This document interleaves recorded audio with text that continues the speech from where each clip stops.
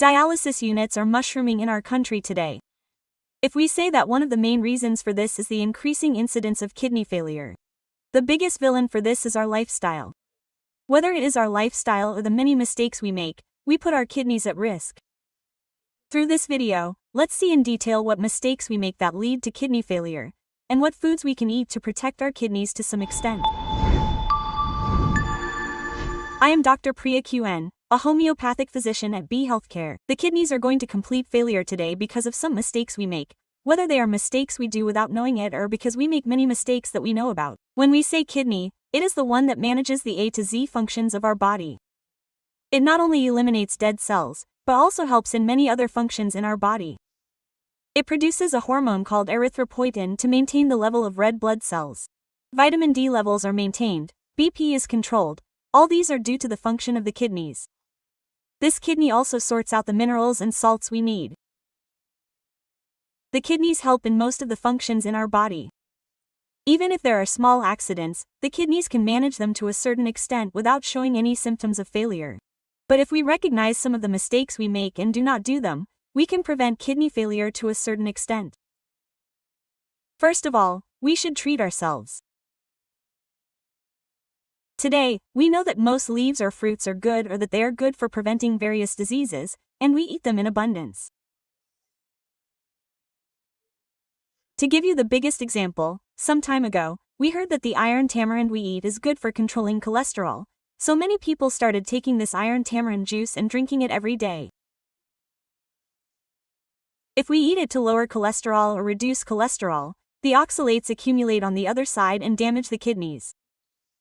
We ourselves are causing ourselves diseases. In the same way, some leafy vegetables and mixed vegetables are generally good for our body, even if we take many other conditions. So if we cook leafy vegetables and eat them, they are not harmful to us. If we grind them and drink them as juice, it destroys our kidneys. Gooseberries are good for us. They have the best vitamin C, and we know that they are the best sauce. But remembering to get a little more vitamin C, during the COVID period or to prevent various infections, one thing we do is take 8 or 10 gooseberries a day, grind them and drink juice, which will be harmful to us. Our body needs 1 or 2 gooseberries a day. The problem will arise only if you consume all the things I have mentioned as juice. If we eat it cooked, if we eat it as spinach, if we cook it in a limit, we will not have any problem. These problems arise when we make juice. Now, if we say that the next problem is excessive use of painkillers, self-medication due to the difficulty of seeing a doctor, depending on paracetamol or other painkillers or other tablets to reduce the temperature immediately when there is a fever, as part of doing this, we can go to kidney failure by taking medicines without consulting a doctor. Now, we can eat more foods with excess phosphorus content. When we say foods with phosphorus content, the pastries, cakes, puddings that we eat have a lot of phosphorus. Even if these are consumed in excess in our body, it is a problem. Similarly, if the amount of sodium increases, we know that one of the reasons for increasing BP is that sodium increases.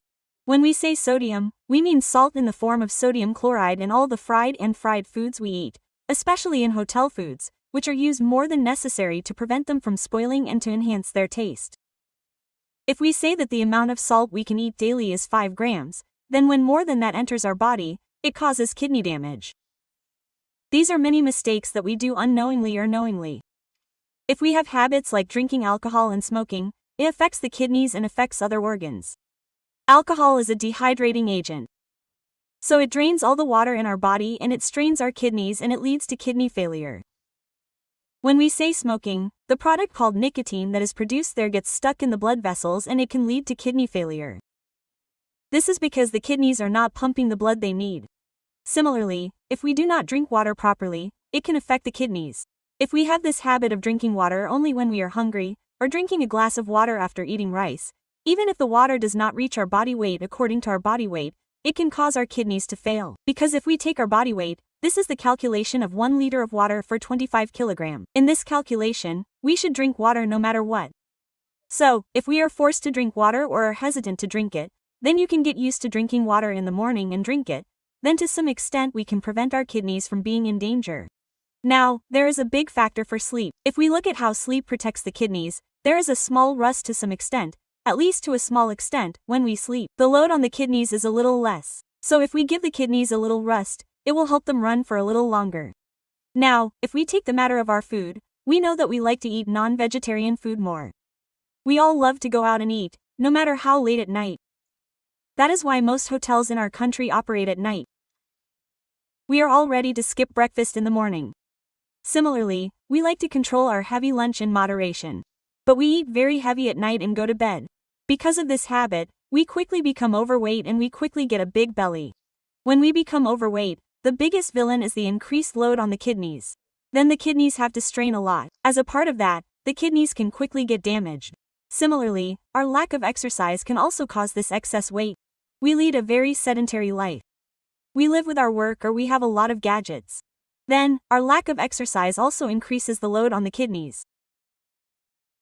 As I said, if we eat a lot of red meat, in addition to this obesity angle, our blood becomes acidic due to the excessive consumption of red meat. Our blood becomes acidic, which puts more strain on the kidneys. When this puts more strain on the kidneys have to function a lot, so the kidneys get damaged. This is a process like this. People with uric acid compliance also eat more red meat, the blood goes into an acidic state, crystal formation occurs, and they develop kidney stones. That too becomes a kidney disease. So, if you do not eat non-veg proteins and pay attention to eating more veg proteins or vegetables and fruits in a way that balances it, we can protect the kidneys to some extent. These few habits that I mentioned, are what quickly lead to kidney damage. If we avoid at least 10 of these habits when we are young, we can prevent kidney damage to some extent. Now let's see what we can do in our diet to prevent kidney diseases if we have already developed them or to some extent to prevent kidney diseases. If you have diseases like diabetes or high blood pressure and cholesterol, you can control them to some extent without controlling the damage to your kidneys. So let's see what are some foods that we should eat to protect our kidneys. First of all, capsicum. Capsicum contains an antioxidant called lycopene. It reduces swelling or inflammation in the kidneys to some extent. Similarly, capsicum contains a lot of fiber, vitamin B6, folate, etc. These folates and vitamin B help us with RBC production to some extent. If we have kidney damage and erythropoietin is low, we can see a decrease in HB. If we are very tired, we can see that they manage it a little if we eat this. Similarly, cabbage also contains a lot of floss and fibers. These help protect our kidneys and reduce swelling to some extent. Now we know that turmeric is a good antioxidant. Similarly, the anti-curcumin in turmeric reduces the swelling in our kidneys to some extent. Now another thing is olive oil. We know that olive oil is a good antioxidant. Similarly, the fatty acid contained in it is called oleic acid, which reduces the strain on our kidneys. We can use olive oil as a dressing in the best salad. You don't have to cook at all. If you can just make a salad and put olive oil on top as a dressing, it's good for you. It also has a lot of omega-3 fatty acids. The best thing is apples. Apples have a lot of fiber. These fibers help us to quickly expel toxins from our intestines or our bodies. Apples are another fruit that you can eat. So is watermelon. When you eat watermelon, it also contains an antioxidant called lycopene. It reduces inflammation. Also, watermelon is a fruit that gives us good hydration. So, including that in your diet will help protect your kidneys to some extent. Apart from this, let's also be careful to control our salt intake. Before putting your kidneys in danger, you should limit your salt intake by avoiding fried foods as much as possible, and while eating these foods, maintain your salt intake. Make sure that the maximum amount you consume does not exceed 1 to 4 grams when you eat a single meal. So, if we maintain our salt intake, we can reduce kidney damage to some extent. Garlic is another food that we include in our diet. Garlic contains a substance called allicin. This can also reduce kidney damage to some extent. Similarly, the content of ginger reduces the swelling in our body. Similarly, when there is kidney damage, back pain, which is a problem that many people experience, can also be reduced to some extent.